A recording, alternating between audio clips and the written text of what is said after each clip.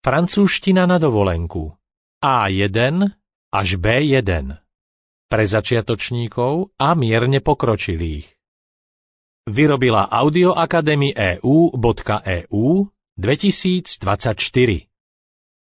Skriptá k tomuto kurzu so zvukovými stopami, testami a obojstrannými výukovými kartičkami si môžete bezplatne stiahnuť na adrese www.audioacademy.eu.eu.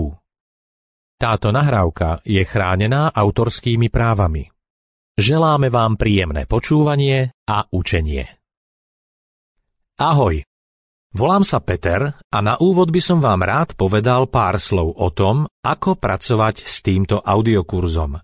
Kurz je založený na kontextovom učení, čo znamená, že sa nebudete učiť len jednotlivé slová, ale budete počúvať aj vety, ktoré tieto slová obsahujú. Zvládnutie celých vied vám neskôr pomôže oveľa lepšie komunikovať, ako keby ste si aktívne osvojovali len jednotlivé slová. Kurz je rozdelený na jednotlivé lekcie podľa tém. Každá lekcia sa skladá zo 6 zvukových stôp.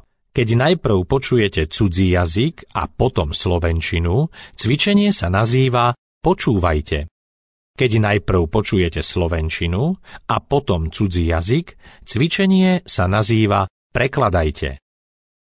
V prvej stope budete počuť slová najprv v cudzom jazyku a potom v slovenčine.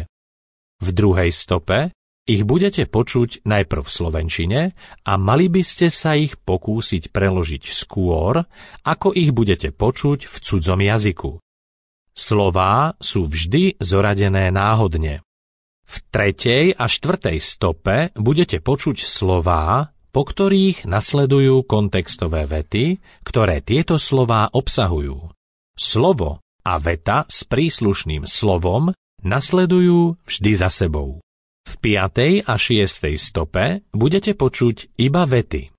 V 5. stope sú vety najprv v cudzom jazyku a v 6. stope najprv v slovenčine. Vety, rovnako ako slová v stopách 1 a 2, sú v náhodnom poradí. Nemusíte nevyhnutne počúvať všetky stopy v rámci jednej lekcie.